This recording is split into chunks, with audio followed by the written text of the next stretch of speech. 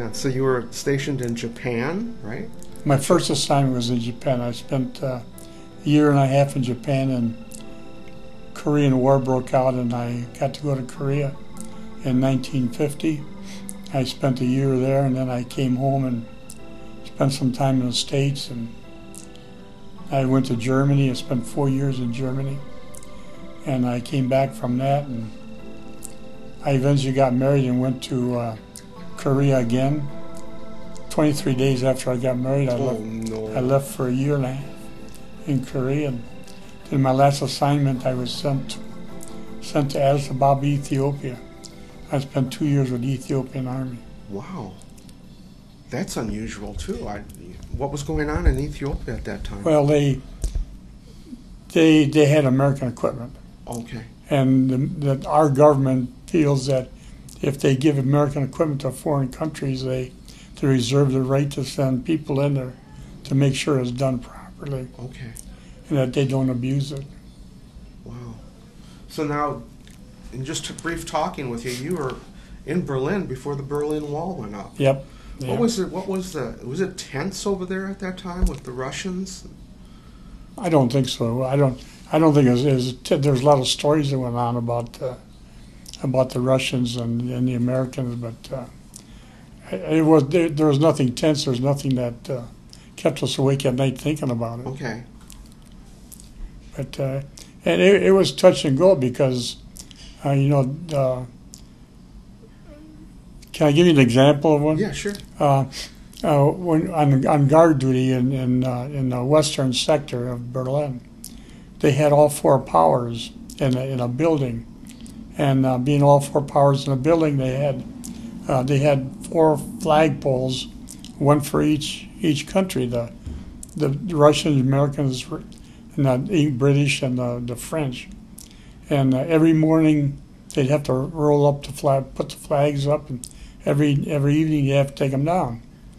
And the scary part of it was that when that morning or the afternoon would come, the Russians would stand in a window, and they would watch. And I was starting to guard one day, and I was informed that be sure that those people do it properly.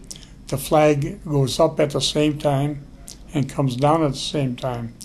And these young GIs, they'd when it was time to go up, they'd let the flag go up, the Russian flag go up lower, where the other ones were up at the top. Or when they bring it down, they'd bring it down real fast before it got down. And something like that happened. The Russians would notify the American embassy, and there would be heads rolling over that. Yeah. But I remember I had that duty one time, and I told those people that they'd never live with me again if they'd screwed that thing up. And they did it right, so it wasn't bad. But I worried about it. And when I got ready to leave there, I was relieved of duty about 2 weeks before I rotated. And I would go to regiment every day, and I'd get different. They give you different assignments. And one time I got an assignment of escorting some a busload of paratroopers that were coming in and going through Berlin. And on a British sector of Berlin was a Russian monument. And they had the Russian guards marching there 24 hours a day. And you couldn't take any pictures of the Russian soldiers.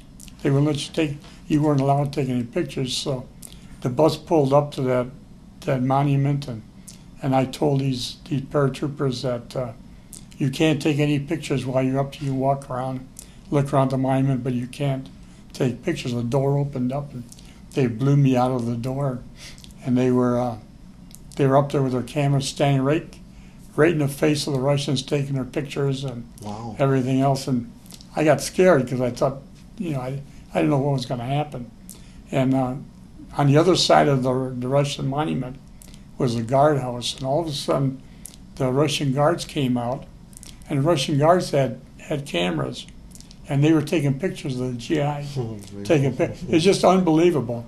They were taking pictures of the GIs, and the next thing you know, they were shaking hands, and slapping each other on the back and everything else. And it was something that you see in a story, but you never really lived through anything like that. But it was very interesting. So their guns were their cameras, basically, Yeah. in that little Yeah. battle there, huh? Yeah. How about that? Boy. Now, how long after you left Berlin did that Berlin Wall start going up? Was that around 1960? I left there in '59, Oh, okay. so it was It was after I left. Yeah, well, a little bit later. Well, that's interesting. You're a piece of history, aren't you? You know, I've been to some interesting places. Boy, Bob, it's been a real pleasure meeting you, and we'll have to get out there and do some laps, huh? Yeah, well, I'll do that. All righty.